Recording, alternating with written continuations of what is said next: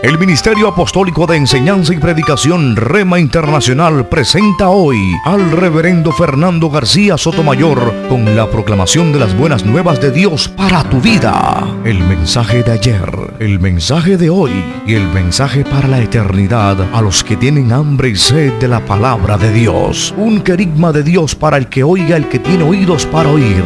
Escuche el dabar del Eterno a las naciones. Ahora es el tiempo para recibir el rema del Espíritu Santo a tu espíritu. Escuchemos con fe la memra del Señor para el alma.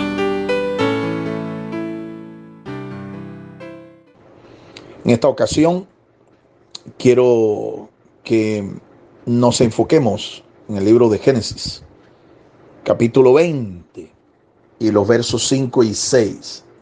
Génesis 20, versos 5 y 6. Esta va a ser la base bíblica de la reflexión para esta semana.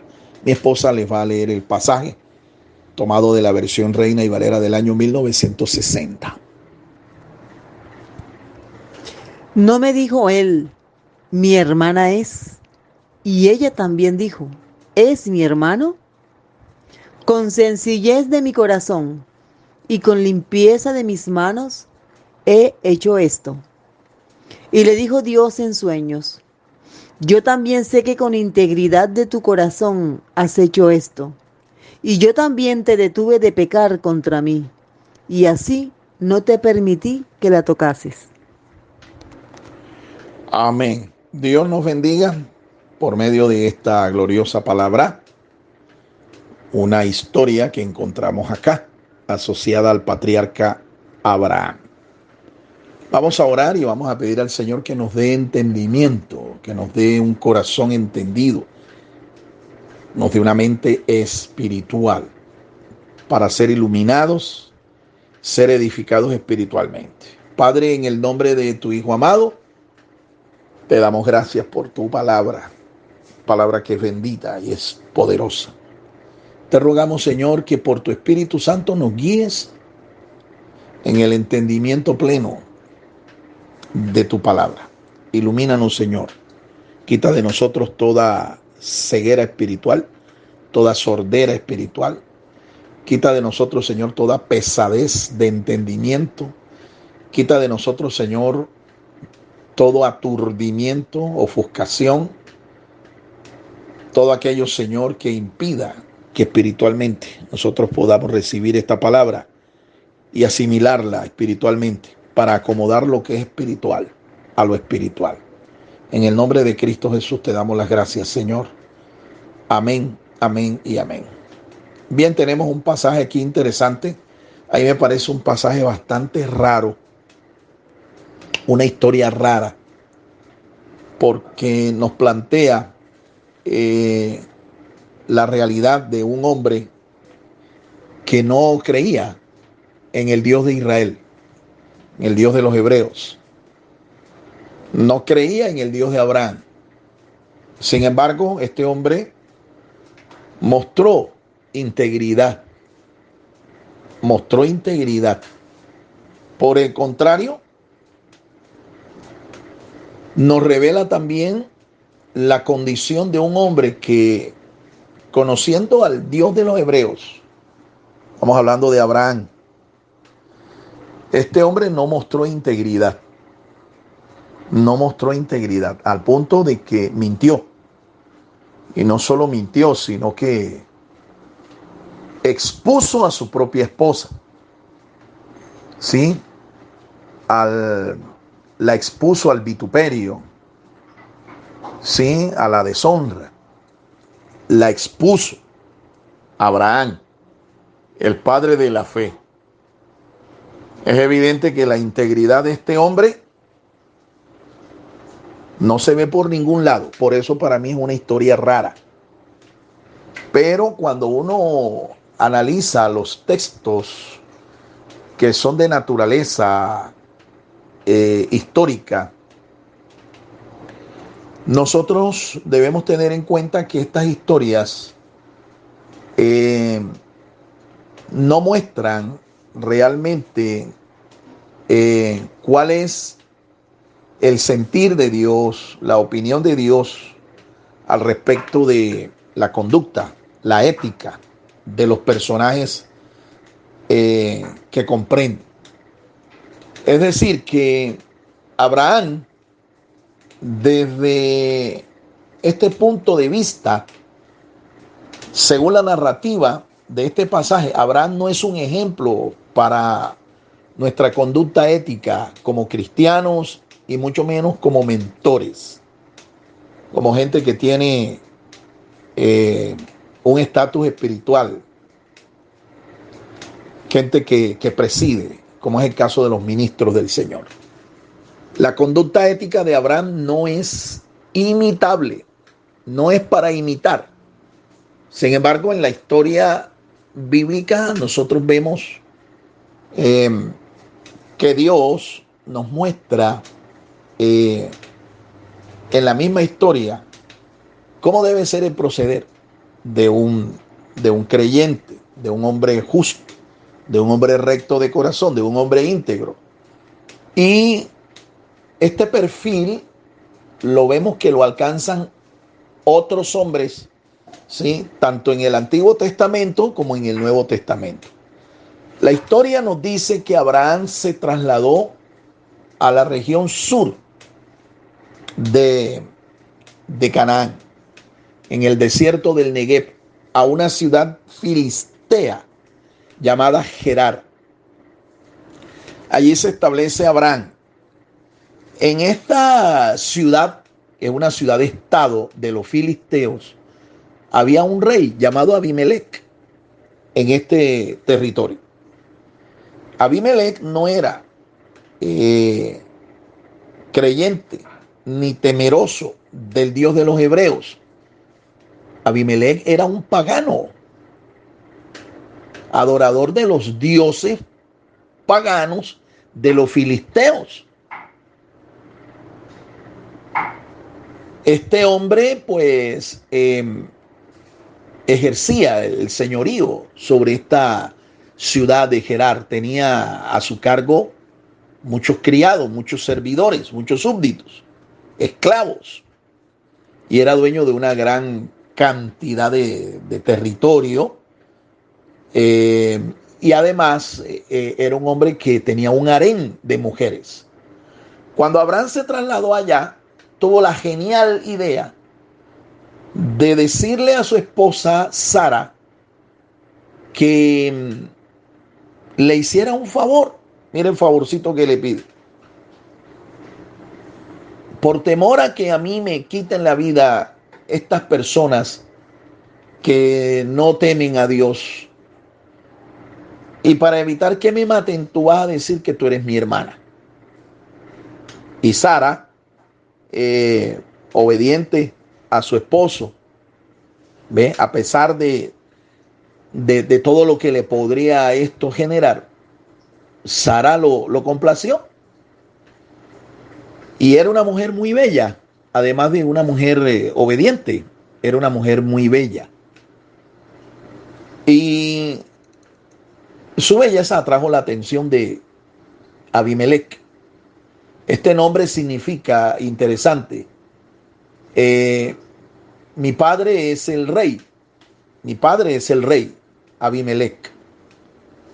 Parece que no era propiamente un nombre, sino una especie de título que se le otorgaba a estos gobernantes.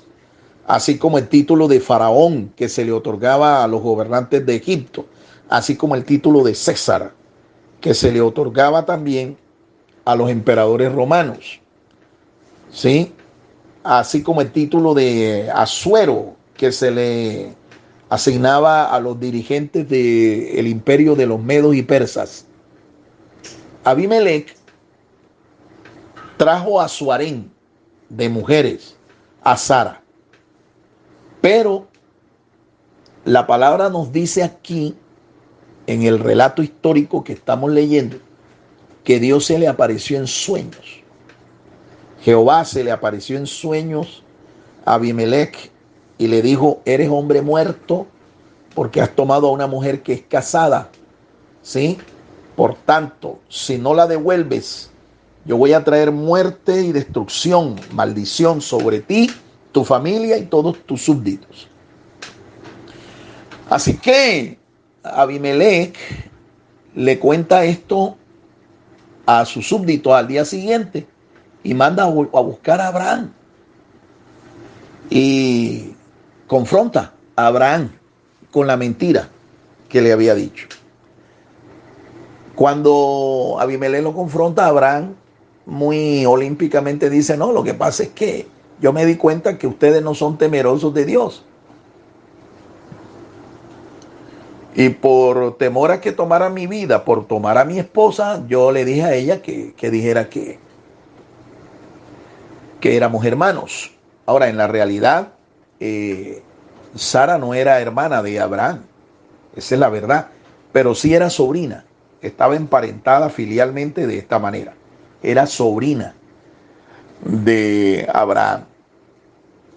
Así que Abraham se justifica y Abimelech, de una manera misteriosamente íntegra, ¿sí?, le restituye a Abraham con tierras, ganados, servidores, para que Abraham se abriera, ¿sí?, no conviviera allí en esa misma zona. Y Abraham pues echó mano de todas estas cosas para establecerse.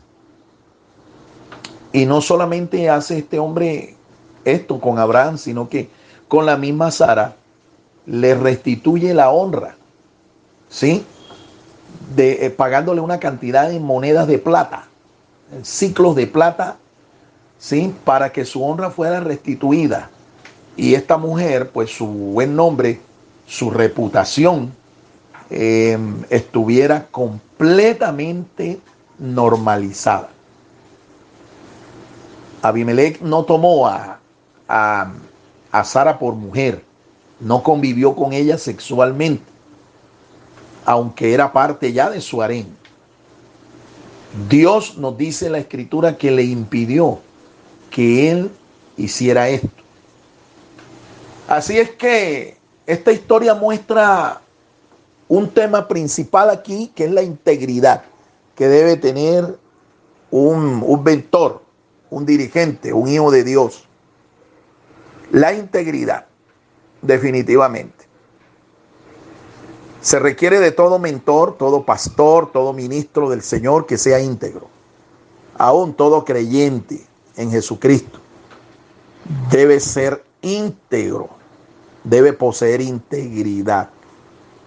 Integridad. Por eso es que yo veo aquí esta historia como algo raro, porque es que veo que quien debía retener integridad en su carácter, siendo un hombre que conocía a Dios, el hombre de la promesa, el varón de la promesa de Dios, el padre de la fe, no mostró ninguna integridad, porque mintió y expuso a su familia, a su esposa, la expuso al vituperio, a la deshonra. Es evidente que el hogar del patriarca Abraham, su relación marital, su relación conyugal, era disfuncional. Ahí el asunto no andaba bien y al parecer no era por causa de Sara, era por causa de Abraham. Aunque nosotros más tarde vemos que Sara también metió el guayo, Sara metió la pata, quiso ayudar a Dios con la promesa que Dios les había hecho de tener un hijo. Ella quiso ayudar a Dios. Y hay errores que se cometen, mi amado hermano, que Dios los perdona. Dios perdona nuestras metidas de pata, nuestras embarradas. Pero las consecuencias, Dios no nos exime de pagarlas. Hay errores, hay pecados, hay equivocaciones que aunque Dios las perdona cuando ve en nosotros arrepentimiento, cuando nos volvemos a Él, sin embargo no nos exime de guardar las consecuencias por el resto de la vida. El pueblo hebreo está pagando las consecuencias del error de su matriarca, porque Sara es considerada la matriarca del pueblo hebreo, del pueblo de Israel. Sí, pueblo de Israel que Es el nombre que se le dio a Jacob, nieto de Abraham. Entonces, mi amado hermano, sin embargo, vemos aquí de una manera extraña, misteriosa, como un hombre que no conocía al Dios de los hebreos mostró integridad, mostró sencillez de corazón, mostró que era un hombre recto. ¿Sí? Esto es extraño, porque aquí nosotros vemos la posibilidad de ver esto también en estos días. Hombres que no conocen a Dios, personas que no conocen al Señor, pero su integridad de carácter es elogiable, ¿sí? Es evidente la forma como actúan, a pesar de que no conocen a Dios. Entonces yo creo que aquí es donde está la lección que tenemos que aprender nosotros. ¿Sí? Si tú eres un mentor, si tú eres un ministro, tú eres un hombre que tienes temor de Dios, que conoces al Dios de Abraham, de Isaac, de Jacob, tú debes tener integridad de corazón. El vocablo que aparece aquí, mirando ahora el análisis gramatical del pasaje, el vocablo integridad se escribe con dos letras del alefato hebreo. Dos letras del alefato hebreo. La letra Taf y la letra Mem. Taf y Mem. Se lee Tom. Tom. ¿Sí? Tom. Y la letra Taf nos habla de un pacto. ¿Sí? El pictograma es una señal. La firma. Que se estampa en el documento mediante el cual hacemos un pacto. La firma del Señor es la cruz. El Señor hizo un pacto con nosotros cuando moría allí en la cruz del Calvario. Y la letra Men es sinónimo de aguas. Y a su vez las aguas vivas son un símbolo de naciones, ¿sí? De naciones. Men tiene un valor de 40. El número 40 en las escrituras, su numerología bíblica nos habla de un periodo de gobierno. Un periodo de gobierno, un periodo de tiempo específico, ¿sí? Para un gobernante ejercer su mandato. 40 años. 40 años. 40 es el valor numérico de la letra Men. La letra Taf tiene un valor numérico de 400. Si nosotros sumamos entonces 400 más 40 nos da 440. Lo reducimos a un dígito y nos da 8. 8 es un número en las escrituras que nos indica eternidad, pero también nos indica un nuevo comienzo. Un nuevo comienzo. ¿Qué tiene que ver esto con el vocablo integridad, que es un sustantivo? Bueno, tratemos de ahondar un poco más en esto para encontrarle un sentido espiritual y una aplicación para nosotros. El vocablo tom viene del verbo tamam, que en hebreo significa, o se traduce, tamam significa completar, algo que está completo, consumar, algo que está completo, algo que no le hace falta nada, algo que se ha consumado, una tarea consumada, una tarea final. Eso es lo que significa el verbo tamam. Y tamam tiene casi el mismo valor de el vocablo tom. Tamam suma 400 más 40, 440 más 40 más. Serían 480. Sumamos 480 y lo llevamos a un dígito. 4 más 8 son 12. 12. 1 más 2 da 3. Y 3 en las escrituras es el número tanto de la Trinidad divina como también de la redención. La redención, el rescate. La doctrina de la redención está identificada con el número 3. El rescate, el pago que Dios hizo por nuestra salvación está identificado con el número 3. Dios pagó, por así decirlo, nuestra salvación, sacrificando a su Hijo. La vida del Señor fue el rescate, fue el pago, ¿sí?, que Dios exigió para salvar nuestras almas. Por eso Cristo es nuestro Redentor, nuestro Señor Jesucristo, porque Él compró nuestra salvación a precio de su propia vida. Entonces el número 3 está asociado con la integridad. Está asociado con el verbo tamam. Está asociado con un nuevo comienzo. Está asociado con la eternidad. El número 8 es perfección plena. 8 es 7 más 1. Y 7 es el número de la perfección divina. ¿Qué puedo ver yo entonces aquí? ¿Qué debemos entender nosotros con respecto a la integridad? Número 1, que es un proceso. Ser íntegro no es algo que se logra de la noche a la mañana. La integridad es un proceso en el que Dios comienza a actuar en nuestro carácter, corrigiendo lo que es defectuoso, añadiendo lo que nos hace falta para llegar a tener un carácter consumadamente perfecto, como el carácter de su Hijo amado, nuestro Señor Jesucristo. Esa es la lección. No se logra ser íntegro de la noche a la mañana. Tenemos que someternos a un proceso en el que Dios comienza a corregirnos, a quitar lo que es defectuoso y a poner, sí, en nuestros vacíos la materia, el bagaje que se necesita para que nosotros tengamos el peso adecuado, el peso correcto. ¿Y el peso de qué? Pues el peso de nuestro carácter, mi hermano. El carácter de nosotros tiene que ser pesado. La Biblia nos habla de un hombre al cual Dios lo midió, lo pesó y lo halló falto. Y lo cortó. Este era el rey del imperio de los babilónicos, llamado Belsasar. Tuvo una visión, una mano le escribió en una pared y el tipo, temblando, completamente embolsado, escuchó la sentencia de parte del Señor.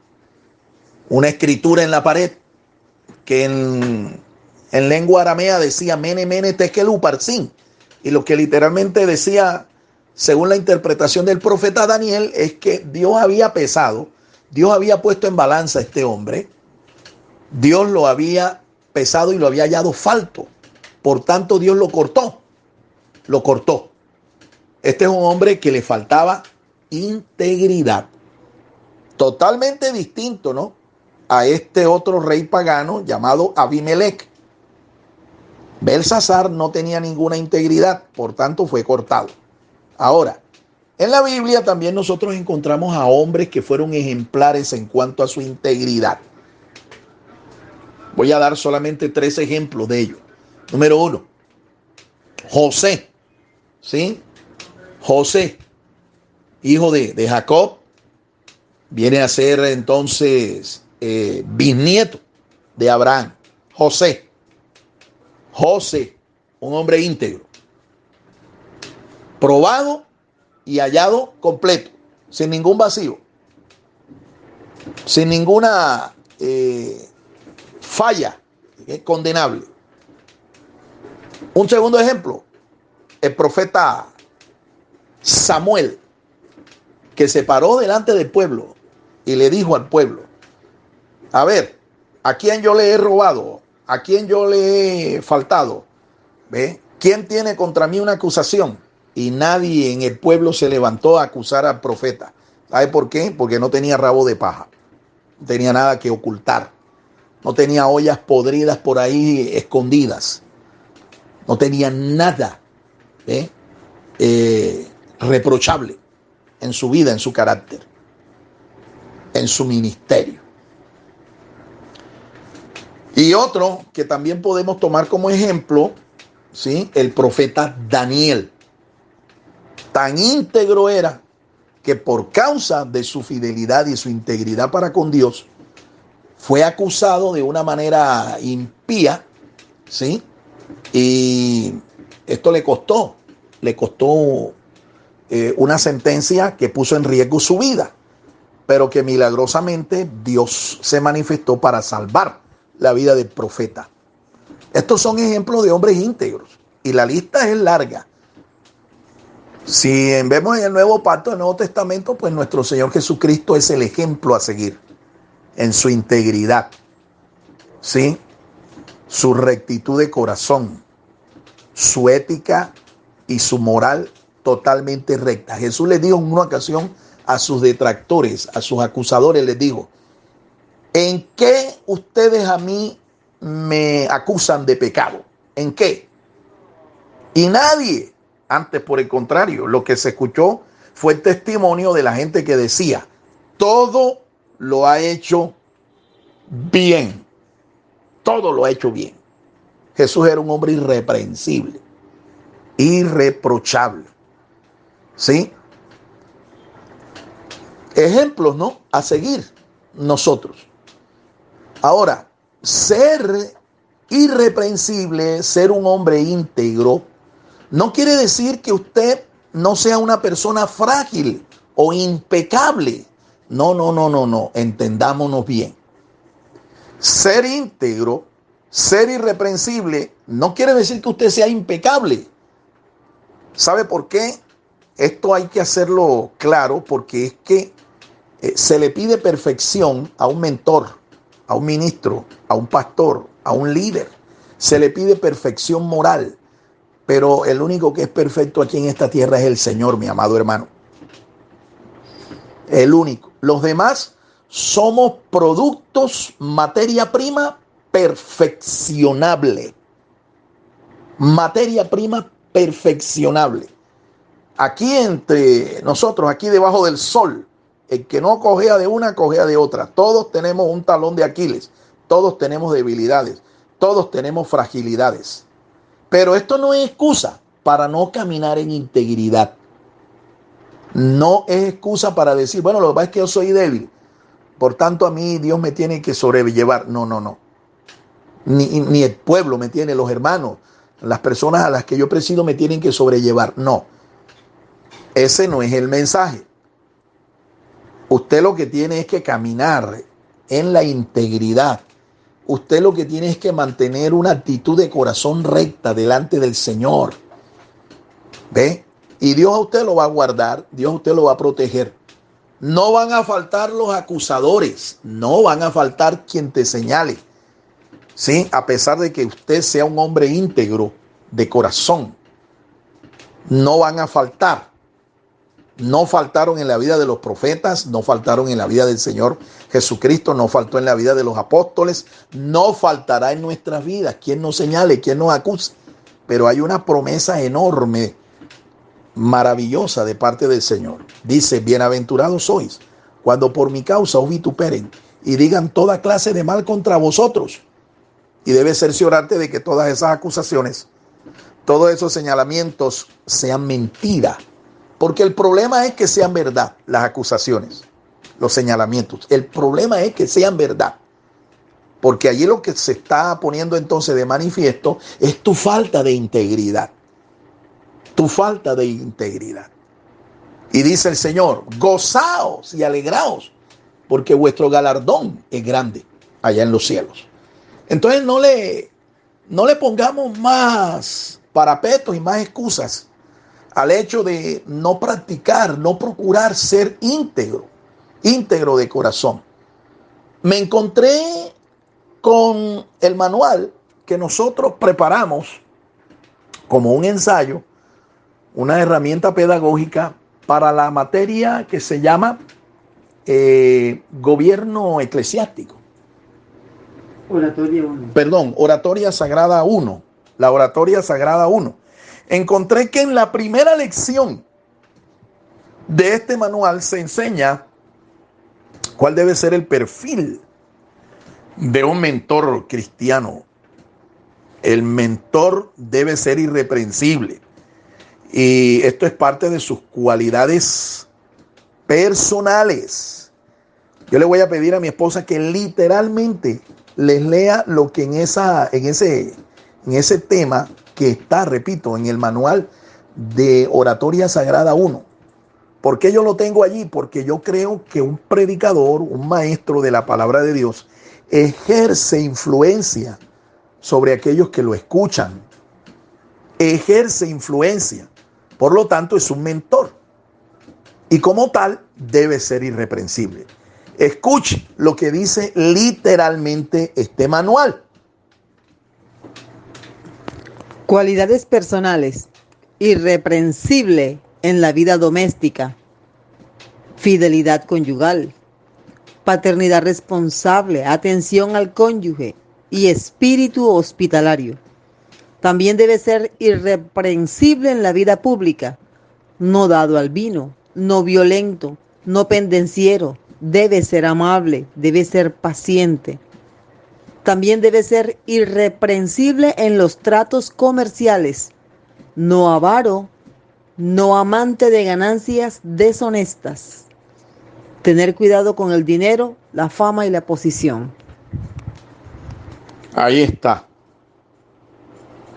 Irreprensible es una cualidad personal de un predicador, de un maestro, de un mentor, una persona que ejerce influencia espiritual sobre otros.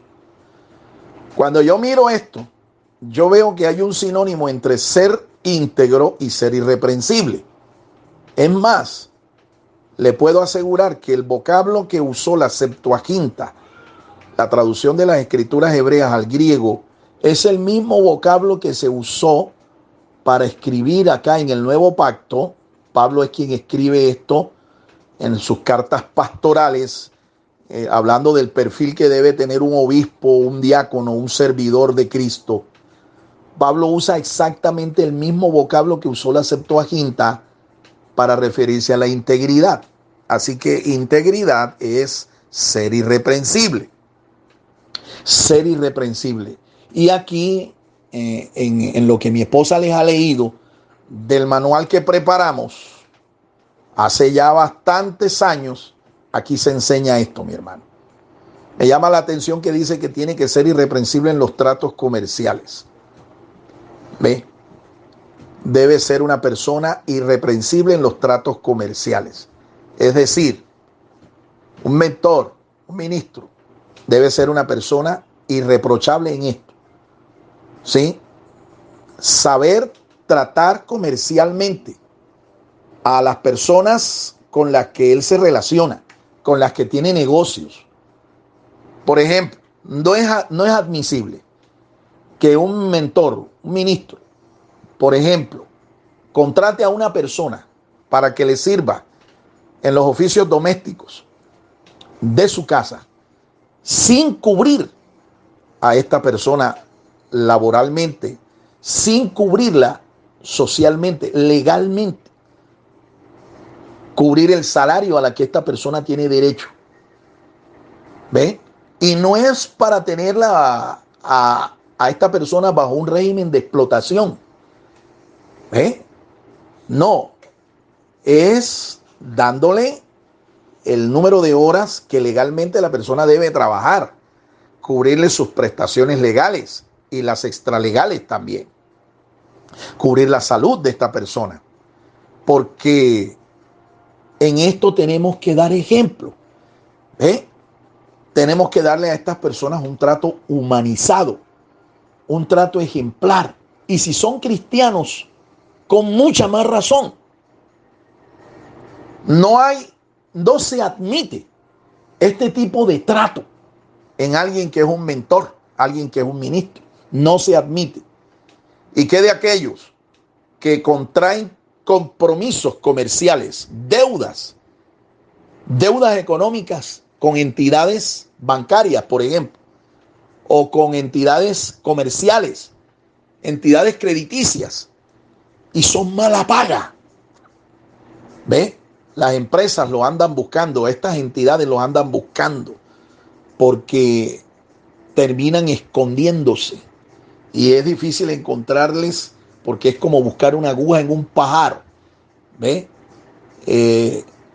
Viven siendo acosados día y noche con llamadas de cobro jurídico, porque no han tenido un buen comportamiento con estas personas, con estas entidades. Ministros con deudas por todos lados, ministros en relación con pagadiarios, estos personajes que terminan siendo unos delincuentes y obrando como sicarios. ¿A cuántos no han asesinado este tipo de personas? Porque el fulano, la persona que le debe, no les quiere pagar. ¿Ve? Malos tratos, mi hermano, malos tratos comerciales. En esto hay que tener mucho cuidado porque esto le resta autoridad, no solamente le resta integridad al ministro, sino que le resta autoridad para pararse en un púlpito y predicar la palabra de Dios. Por tanto, yo lo animo a que usted revise sus deudas. Mire a quién usted le debe. Y si usted tiene que quitarse la cuchara, el pan de la boca por quedar bien, hágalo por amor de Jesucristo y por amor de su obra. Hágalo. Prefiera pasar hambre, pero ser fiel. Esto demuestra su integridad. Esto demuestra que usted es irreprensible. Ahora, en cuanto a la vida doméstica, ¿sí? En cuanto a su vida doméstica, mire, en resumidas cuentas, en síntesis, quien no sabe administrar su casa, no tiene autoridad para ministrar, para servir en la casa de Dios, para dirigir la casa de Dios. Porque donde primero uno tiene que tener un buen manejo, una buena administración, es en su casa, en su familia. Y entonces sí, allí ya somos candidatos para que el Señor nos llame a presidir, a dirigir en su casa. ¿Y qué de ser irreprensible en su vida pública? Por ejemplo, una persona que no ame la avaricia, que no codicie los bienes materiales. Antes, por el contrario, una persona generosa, una persona que tiene la mano abierta para respaldar la obra de Dios. Eso es lo que hace que una persona, un mentor, sea íntegro, sea irreprensible. ¿Ves? Pero un mentor que no quiera ni contribuir, ¿sí? Para la obra de Dios, o incluso a veces no quiere ni invertir en su propio ministerio, en su propia formación. Nunca tiene plata para pagar lo que cuestan sus estudios, su preparación.